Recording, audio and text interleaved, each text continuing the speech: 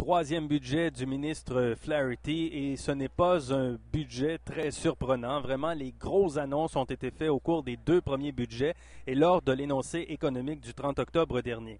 Alors, voici le bilan, voici le résultat. Le surplus dépasse les 13 milliards de dollars pour l'exercice 2007-2008 et sur les 13 milliards, il y a 10 milliards 200 millions qui vont à la dette et 2 milliards 700 millions pour de nouvelles mesures. Pour la première fois de l'histoire, les programmes, les dépenses dans les programmes, les charges de programme dépassent la barre des 200 milliards de dollars. Et également, pour la première fois en 25 ans, la part de la dette dans le PIB est tombée sous la barre des 30 à 29,9 La dette canadienne est à 457 milliards de dollars.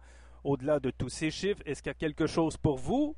Je vous dirais qu'il n'y a pas grand-chose de très nouveau en termes de réduction fiscale. C'est vraiment lors des deux premiers budgets, lors de l'énoncé économique, qu'on a fait beaucoup d'annonces avec la réduction de la TPS notamment. D'ailleurs, cette réduction de la TPS et le ralentissement de l'économie fait en sorte qu'on va consacrer beaucoup moins d'argent dans les prochaines années à la dette. Le seul point que vous devez probablement retenir, qui est probablement le plus intéressant pour le contribuable, c'est le CELI, le compte d'épargne libre d'impôt.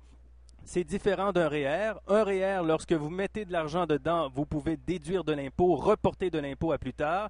Le CELI ne vous permet pas ça, mais vous permet de mettre un maximum de 5 000 $ par année dans ce compte d'épargne libre d'impôt. Et lorsque vous allez retirer de l'argent, peu importe le moment de votre vie, lorsque vous retirez de l'argent, à ce moment-là, vous ne payez pas d'impôt. Alors voilà, c'était le budget Flaherty. Je vous invite à consulter notre site Internet pour toutes les informations sur ce nouveau budget.